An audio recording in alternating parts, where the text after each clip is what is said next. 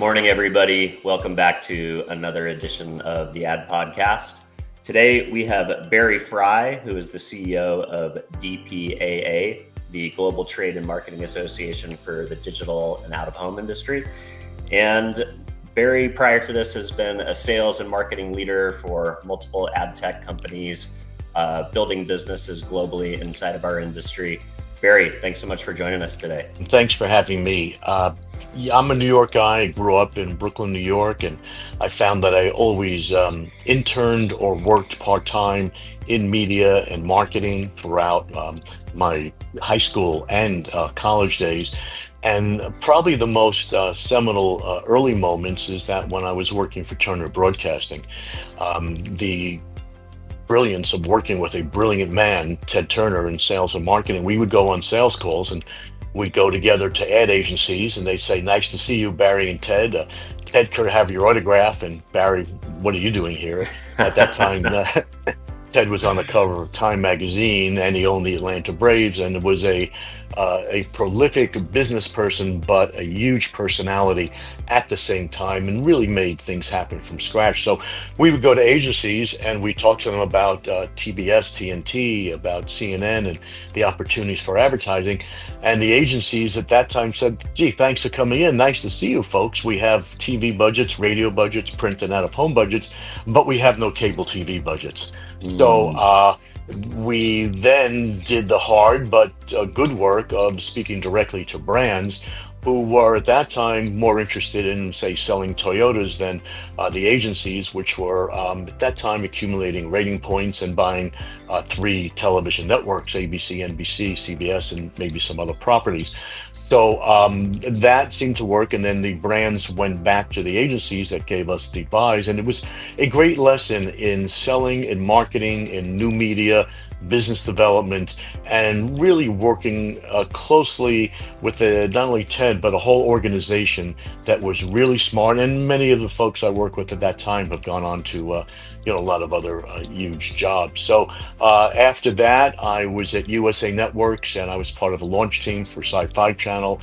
And then for Sci-Fi Channel Europe, we helped build a USA Latin America, and then I oversaw sales and marketing for Sci-Fi and USA globally, and I ran business development domestically.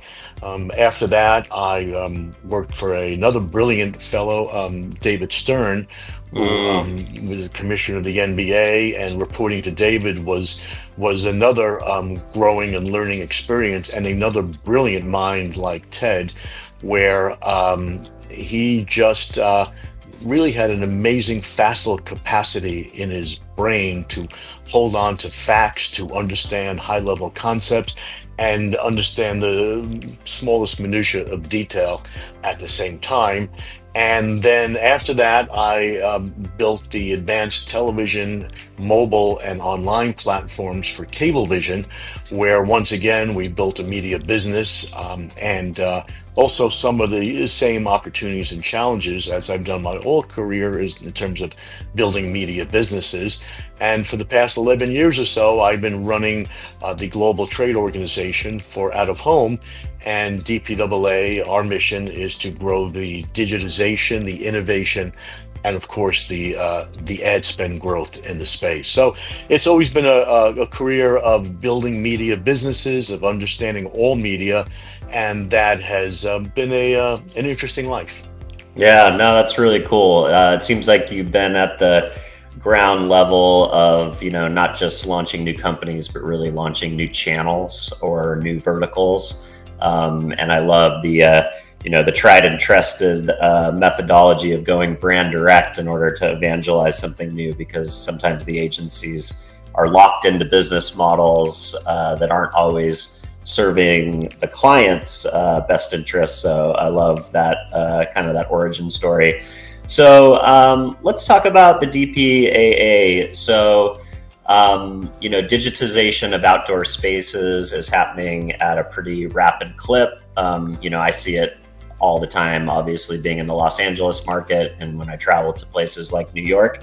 But how is the state of digitization of the outdoor industry going? Like, what's the what's the percentage of static out of home and digital out of home? Do you guys quantify that in your research? Well, yes, but I prefer to take a step back because Please. when people think of digitization of out of home, they tend to think, like you said, about screens. But it's Mm, not just screens.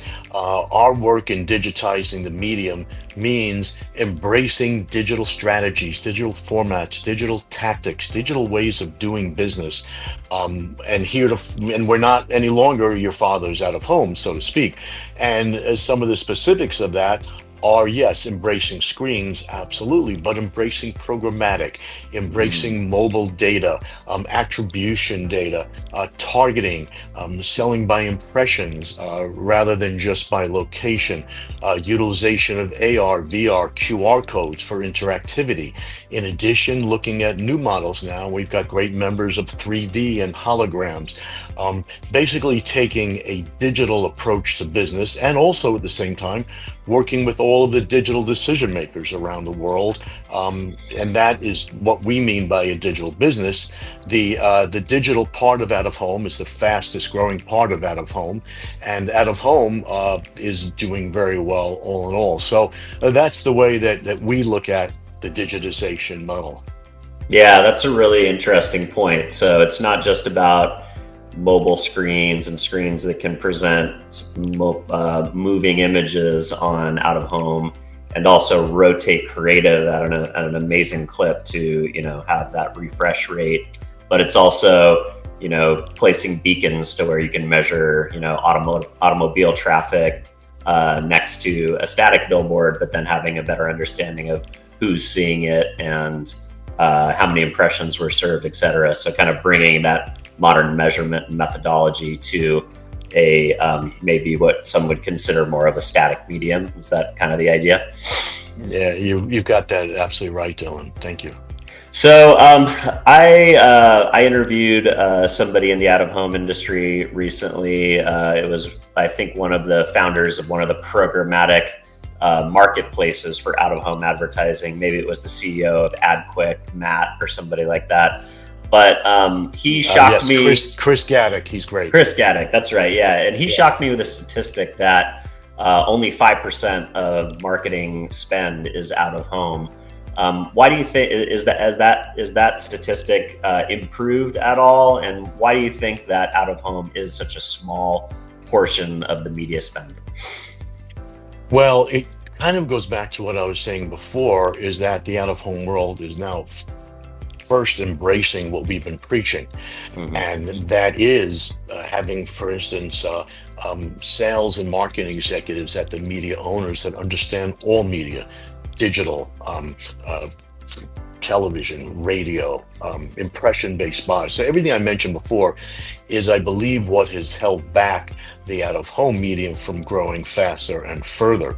We find our members that we work closely with, we give them a great education and runway to embrace all these digital media capabilities to push the business forward.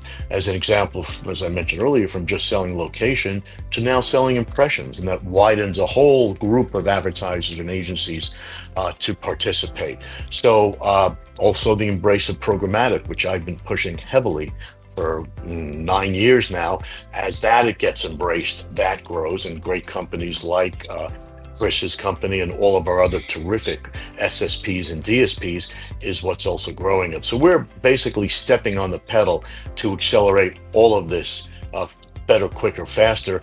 And that's what we do for our members. We help them to get quicker up to speed on knowledge, on relationships, on digital, on sales and marketing.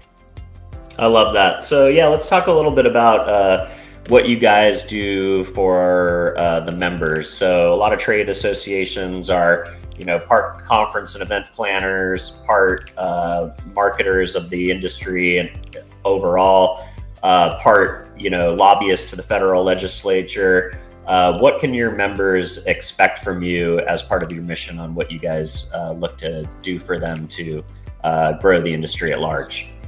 Sure. We're very different than other trade associations. People call us a muscular trade association. That goes back to some degree from my own experience and our team's experience of building media sectors and building media organizations and companies. We have become what I like to say is an alliteration of C's for our members. We're the grand connector, we're a community, we're a consigliere, and we're a consulting service for our members, all, as I mentioned, to get them faster, better, quicker to knowledge, to best practices, to digitization, and to revenue. So that's where we're different. We don't concentrate on lobbying in Washington. There's others that do that.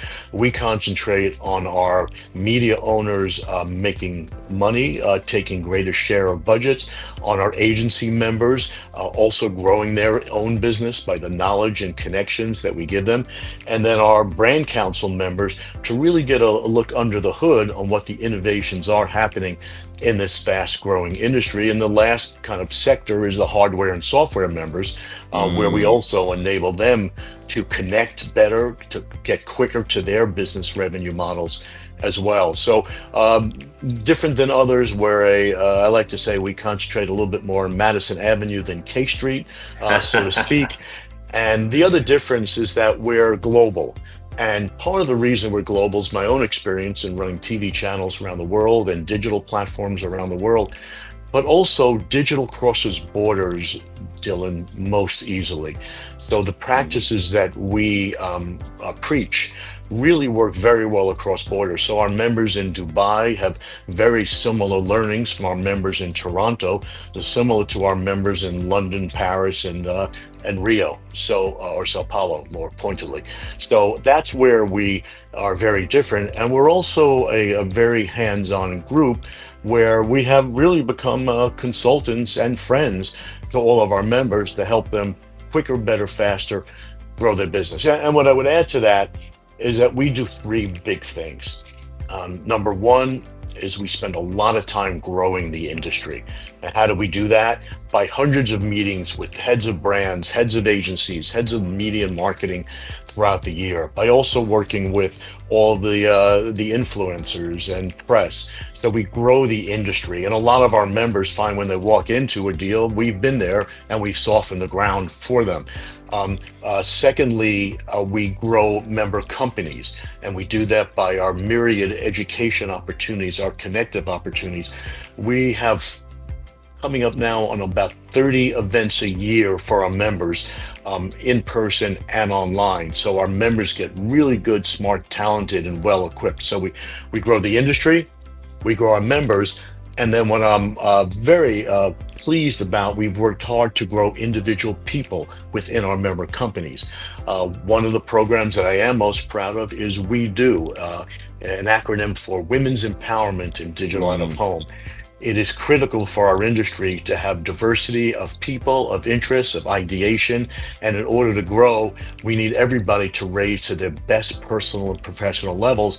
And this is an amazing series run by a subject matter expert, where we interview great women leaders in business and advertising and marketing, and people tell their origin stories and how they've overcome, whether it's working in a man's world to some degree, or whether it's overcoming illness to grow their career. But anyway, the way to summarize that is we grow the industry, we grow member companies, and we grow people, along with programmatic training and everything else that we do. Yeah, I love that. I love the idea of a muscular trade association that is focused on driving results for the members and the growing of the overall industry, but also individual members. Because like lobbying Wall Street is fine and dandy, or excuse me, K Street, but how much that has an impact on the bottom line, I think, is probably harder to measure. So I want to shift to the idea of out of home as part of a social strategy. It seems to be more and more you see out of home, whether it's stunts or leveraging the amazing creativity of like new out of home masterpieces like the Sphere in Las Vegas, or obviously down in New York. There's just a lot of brands love to take an outdoor installation and then actually turn that into an event, invite social media personalities, create a moment outdoors that is also ripe for social sharing and social capture by not just people like social media influencers and creators, but by the public at large. How much are you guys thinking about out of home as either the linchpin of a social media campaign or in a supporting role? It's terrifically complementary.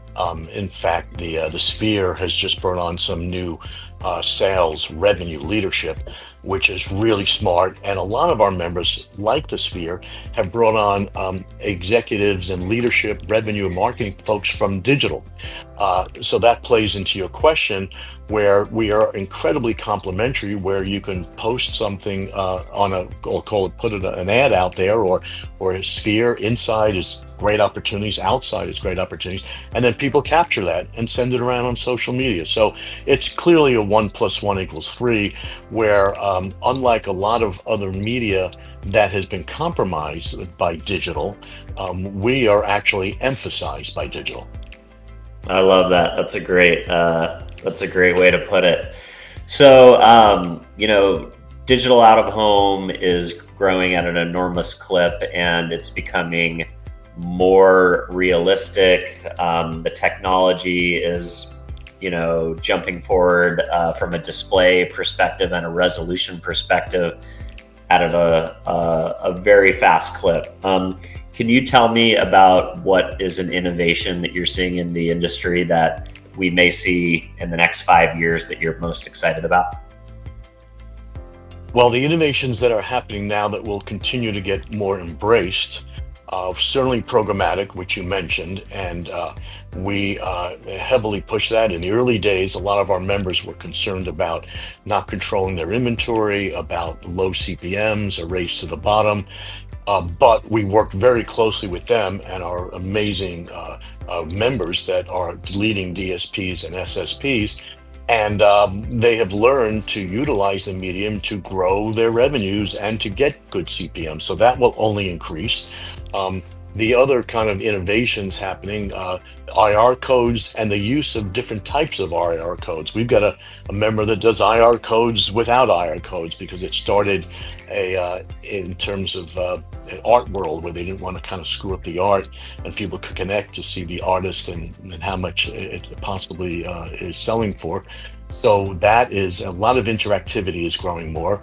And then we've got some amazing 3D members that are using powerful imagery to really connect and reach out to the audience, so to speak, which we've actually done at our summit one year.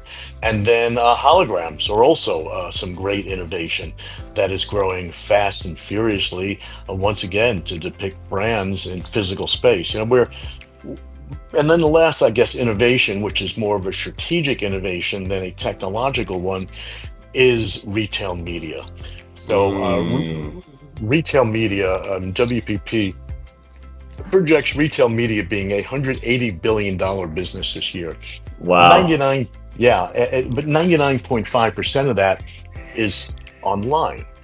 And if you think about it, the percentage of sales that take place in physical store versus online, about 85% in the US, about 82% in UK, 78% in Canada. These are where purchases take place.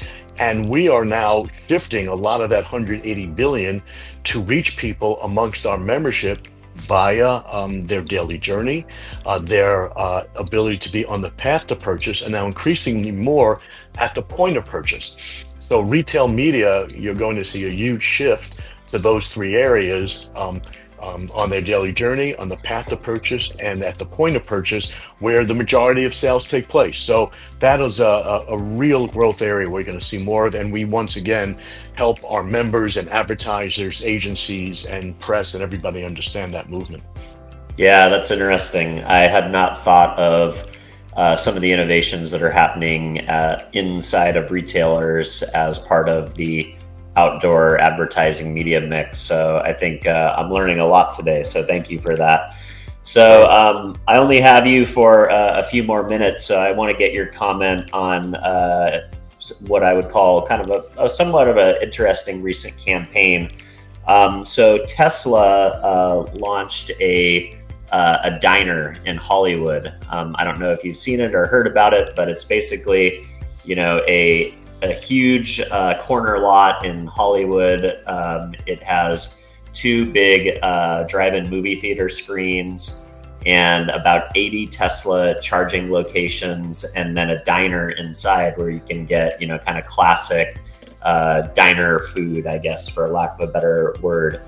The outdoor industry has a long time been powered by partners like gas station TV that get to capture your attention for the average of 4.5 minutes while you fill up your tank. As EVs become more ubiquitous, but the charging stop time for an EV at a station to get all the way up to full is closer to 40 minutes. Brands now have a 10 times window in order to grab attention and to drive consumers into points of purchase. What are some of the things that you're seeing around electric vehicle charging stations that are either owned and operated by brands or third parties like Volta? What are some of the innovations there that you're excited about? Well, certainly screens are powerful no matter where they are. In electric charging, there's a lot of movement now to the next tier of DC charging, which is faster, better, quicker. And we have members all over the world that are also involved in the space. And I applaud what people are doing, reaching people. Gas station TV's done a great job of actually reaching people on their daily journey with powerful screens. And the other part that I would add to what you're saying is that, and once again, this is where we are the digital model for the world, and digitization, once again, is not just screens, but it's also programming and content. And coming from my own experience of building TV channels around the world, it's incredibly important for advertisers and consumers. If you put good, relevant content on the screens, then they become sticky, they become a focus of the consumer. So that's another way to have people to engage longer, deeper, better. I thought I'd mention that. Yeah, no, I love that. All right, in our last few minutes together, where would you like to point people to learn more about DPAA or connect with you individually? Sure. So DPAAglobal.com is our website. And on that, you'll see about our 25 to 30 meetings a year that happen. Most notably, we have the largest one-day media and marketing event in the world that we produce. It's called the Video Everywhere Summit. That will be October 14th in New York City at Chelsea Piers. And there's information on the website for that. And I can always be reached on LinkedIn, and feel free to DM me there. And we rise all ships together. There's an old African proverb: if you want to go fast only, go alone. If you want to go fast and far, go together. And that's what we've done. We have members in every continent. We have the whole panoply of media owners, tech, hardware, software, and we love to grow the industry, grow companies, and grow individuals. I love it. Well, thanks so much, Barry. I couldn't have said it much better myself. Thank you for coming on today and educating our audience a little bit more about the work that you guys are doing at DPAA and giving us some of your thought leadership. So with that, I'll let you go. I know you have a busy morning, and we'll connect soon again. Hope to have you on again. Thank you so much, Dylan. My pleasure, and it would be again in the future. Cheers. Bye-bye. All right, everybody. That was a fascinating conversation with Barry Frey, the CEO of DPAA. Really enjoyed getting to know him a little bit and learning more about the innovations that are happening inside of the digital out-of-home industry. It's a growing area for media buyers to continue to get educated. And remember that statistic, only 5% of media plans are out of home. But if you think about how much inventory, how much opportunity is out there in the world for us to take advantages of as marketers, not just for scale, but to reach people where they really, I think the blue car effect is ultimately enhanced by out of home more than in any other channel. So with that, don't forget to give us a subscribe or a follow if this is the first time that you are seeing the show. And if you are wanting to give us an honest review on whatever podcast platform that you're happening to listen on today, that's how we find a larger organic audience. And most importantly, if there's somebody out there, a media buyer that you think needs to learn more about the innovations that are happening in the out-of-home industry, a marketer that you think could share this conversation with and learn something about my conversation with Barry, don't forget to share. And